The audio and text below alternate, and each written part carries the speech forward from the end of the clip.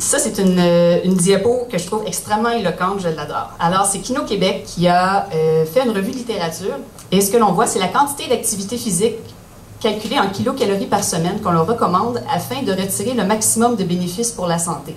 Et la courbe curvilinéaire que vous avez ici illustre donc les bénéfices que vous allez retirer en fonction de votre pratique hebdomadaire d'activité physique. Première chose intéressante à constater, vous êtes sédentaire, vous commencez à bouger. Vous avez entendu des recommandations, vous dites, bon, ben ça y est, je commence à marcher 10 minutes par jour. Bien, déjà, vous allez avoir des bénéfices pour votre santé. C'est justement dans cette zone-là que vous en avez le maximum. C'est pas quand vous êtes rendu un super athlète à vous entraîner 10 heures par semaine que vous allez avoir le maximum de bénéfices pour votre santé. Dès que vous commencez, déjà, il y a quelque chose qui se passe dans votre corps.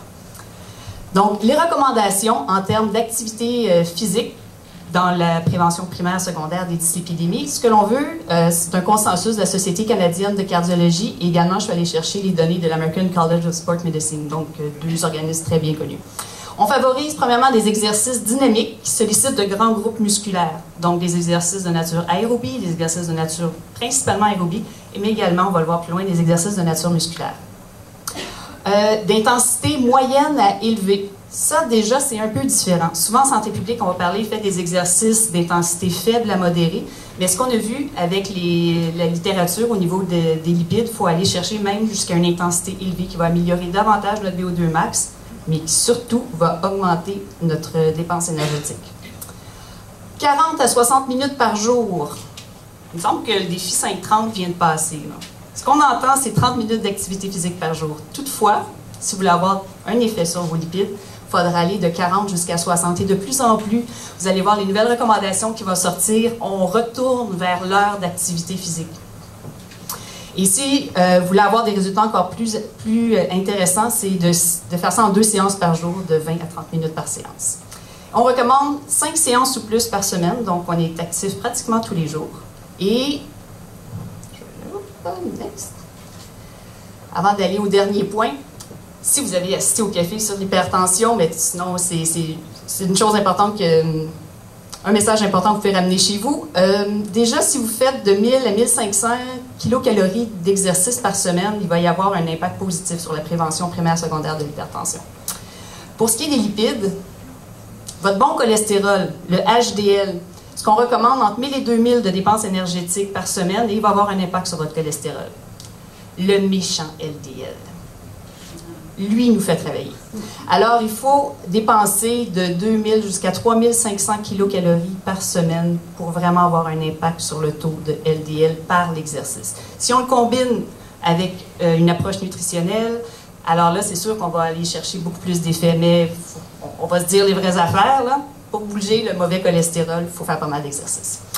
Alors, c'est pour ça qu'on parle d'une dépense énergétique supérieure à 2000 kcal par semaine, ce qui équivaut de 20 à 30 km de marche ou de course par semaine.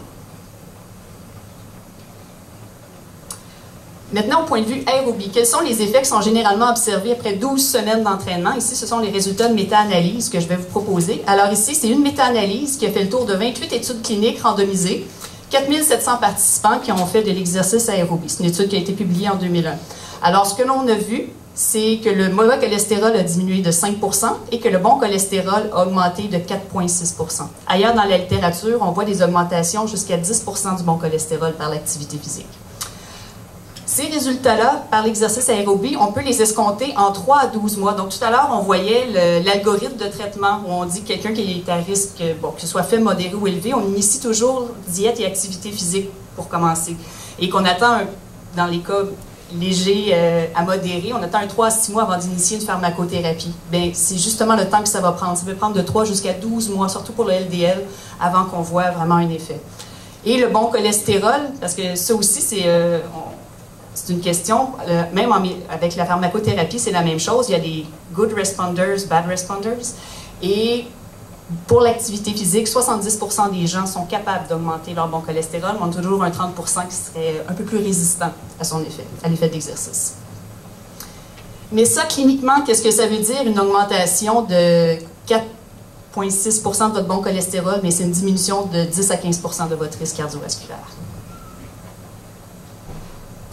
La musculation, est-ce que c'est efficace? Donc, une autre méta-analyse, 29 études cliniques randomisées, 1329 participants qui ont fait de l'exercice musculaire. Ça a été publié l'an dernier, en 2009.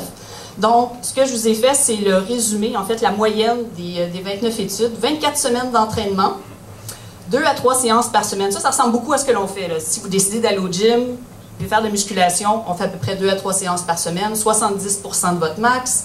Ça dure 45 minutes, 9 exercices, 2 séries de 12 répétitions, 1 minute et demie de repos entre vos séries, et 85% des sessions réalisées. Ça aussi, c'est la vraie vie, là. On s'inscrit dans un programme d'entraînement, ça arrive à tout le monde d'en manquer une séance une fois de temps en temps, là. Donc, dans la vraie vie, avec 85% du travail fait, on s'attend au résultat suivant. Le mauvais cholestérol va diminuer de 4,6% et le bon cholestérol augmente de 1,4%. Donc, cette augmentation-là est beaucoup moins importante qu'avec l'exercice aérobie. Alors, c'est intéressant de voir qu'au niveau du profil lipidique, l'aérobie donne de meilleurs résultats que l'entraînement musculaire. Toutefois, avec le temps, avec l'âge, à partir de l'âge de 45 ans, c'est important de favoriser l'entraînement musculaire et parfois, les gens ne peuvent pas réaliser du cardio. On doit commencer par du musculaire pour leur donner suffisamment d'énergie pour faire le cardio par la suite. Et ce qui est intéressant aussi, c'est que ces changements-là n'étaient pas médiés par une perte de poids. Donc, les gens ont vu une amélioration de leur composition corporelle. Ils ont maintenu leur masse musculaire, ils ont perdu un peu de gras, mais le poids lui-même n'a pas changé.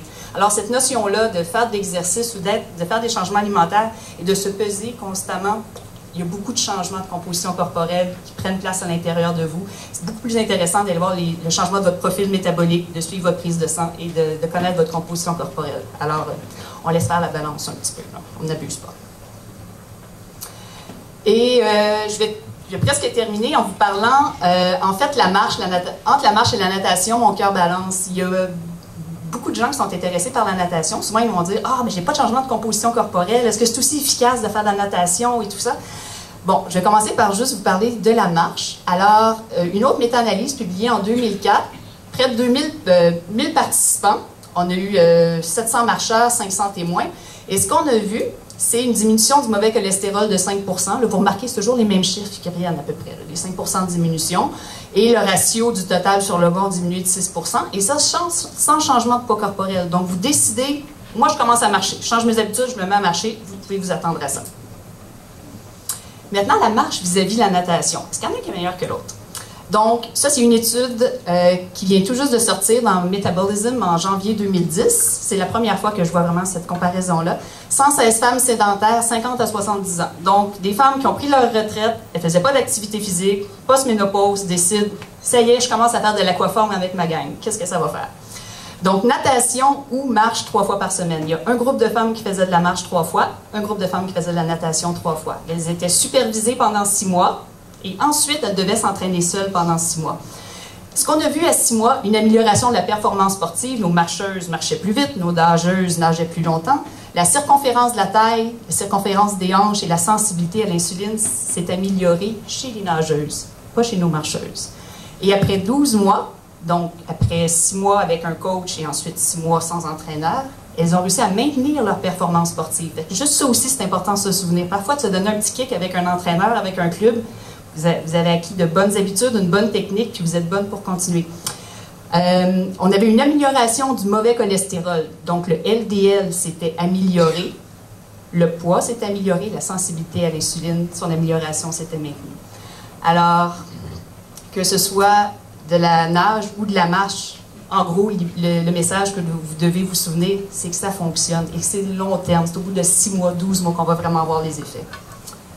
Alors, la clé, ça demeure la constance, la variété de plaisir. Allez-y selon les saisons, selon ce que vous aimez faire. Essayez toujours des nouvelles activités, puis profitez-en. Bon printemps, allez jouer dehors.